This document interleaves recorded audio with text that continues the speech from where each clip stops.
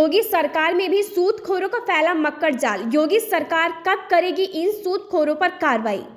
Corona काल में आई पैसे की तंगी से मोनू ने कई सूदखोरों से लिया था ब्याज। कर्ज के दलदल में निकलने के लिए मोनू वर्मा ने पहले अपना खेत बेचा, फिर औरत के गहने, तब भी नहीं बनी बात तो बेच दिया मकान। फिर भी ब्याज के दलदल में फंसी दबंग सूदखोर या कैसी कर रहे हैं। सरकारी लिखा पढ़ी न होने के बावजूद भी पैसा बांटने और वसूली करने का मामला थाना मसौली की चौकी शहादतगंज क्षेत्र ग्राम पंचायत अनूपगंज के डडिया माओ का है। मोनू फतुल कुमार मेडिकल स्टोर शहादतगंज ने चौकी प्रभारी को शिकायती प्रार्थना पत्र देकर कार्रवाई करने की मांग की है। मोनू और फतुल कुमार का आरोप है कि कोरोना काल में मेडिकल स्टोर से पैसे की तंगी होने के कारण क्षेत्र के ही 6-7 लाख रुपए ले लिए था, जिसका 45 लाख रुपए दे चुका हूं, लेकिन अभी तक सूदखोरों का पैसा अदा नहीं हुआ। और उस समय मोनू ने सुशील मिश्रा को विश्वास के तौर पर 3 पेज के सादे चेकबुक केवल सिग्नेचर करके दिया था, जिसमें अमाउंट नहीं भरा। ब्याज अदा करने के बाद भी अपनी जेब से चेक मांगी तो परेशान करने की नियत पर आ गए। मोनू का आरोप है कि सूदखोरों का कहना है कि मुझे ब्याज नहीं देते तो इस चेक से अधिक रकम भरकर तुम्हारे ऊपर केस करवा देंगे। मैं उन सूदखोरों का ब्याज से अधिक पैसा वापस कर दिया है, फिर भी परेशान करते हैं और जान से मारने की धमकी देते। यह खबर प्रकाशित करने के बाद योगी सरकार द्वारा क्या कार्रवाई की जाती है या मामले को यूं ही रफा दफा कर देते हैं। Bureau report Sarvjeet Singh. अगर उनको कहते हैं बैठने तो उनको उनसे भी गलत तरीके से व्यवहार किए करते हैं जो सूदखोर हैं।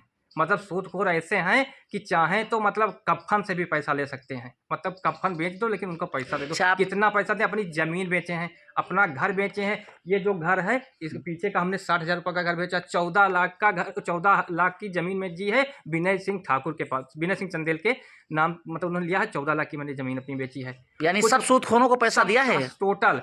फिर 18 लाख रुपए का हमने लोन लिया। मैंने 8 लाख का अपने दुकान पे लोन लिया है और भाई के नाम पे 9 लाख का लोन लिया है। वो भी सूदखोर लेकर गए हैं।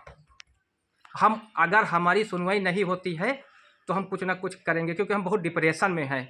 हम बहुत परेशान हैं। परेशान इतना हैं कि हम समझ नहीं पाते कि हमारे हाथ पाँव सब कांपते हैं। खाने को दाना नहीं है। अगर हमारे कोई मदद ना करे, हमारे बहन बहनोई किसी तरह हमका मतलब जिया रहे हैं। पिताजी को टार्चर करते हैं, दुकान पर धमकी देते कि तुम्हारा लड़का है, तुम पैसा दो। तो कहा पिताजी से पूछ कर पैसा दिया। तो दूसरी बात हमने तो दे दिया, चलिए करीब 45-46 लाख रुपया दे दिया। तो कितना दें? 10-15 लाख का हम कितना दे दें बताओ? 10-15 लाख लिया था और 45-46 लाख रुपये दे दिया। हाँ। अच्छा, मतलब 10-12 लाख रुपया कई लोगों से लिया, 10-15 लोगों से लिया। भाई एक लोग तो दे नहीं, लेकिन गारंटी के तौर पर हमने चेक दी। मतलब कि जैसे कि पैसा दे रहे हैं तो आप बाद में चेक वापस लेना चाहते होंगे कि भाई जब पैसा आधा हो जाएगा तो हमारा चेक वापस कर देना। धमकी दे रहे हैं और वो चेक दूसरे नाम से लगवा भी रहे हैं। मतलब चेक पर अमाउंट डाला था आपने? क्या ब्लैंक चेक दी थी, सिर्फ साइन की है, कोई अमाउंट नहीं है, कोई नाम नहीं है।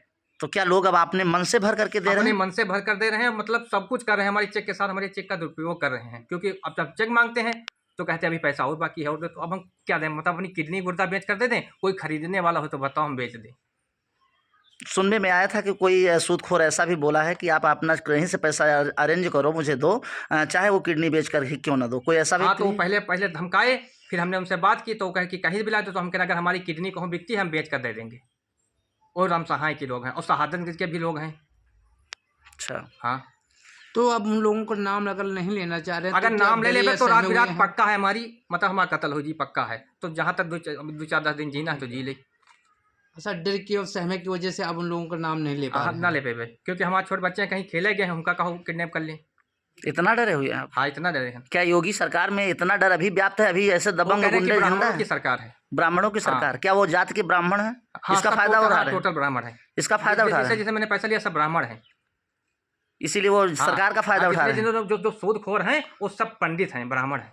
योगी सरकार, कोई मिश्रा है, कोई अवस्थी है, कोई तिवारी है, कोई पाठक है, सब वही हैं। योगी सरकार का कहना है कि कोई जात के हिसाब से कोई सरकार नहीं चलती है। तो कह रहे हैं हमका धमकी दे रहे हैं। बताओ हम मतलब हम कहाँ चले जाएं? हम अगर हमारे गांव से या कहीं पे पूछ लीजिए कि हम मतलब अपने घर से कहीं निकलते हैं, 6 महीने से अपने घर के अंदर बैठे हैं, कमरे से नहीं निकलते, हम डिप्रेशन में जा रहे हैं धीरे धीरे। ठीक होगा।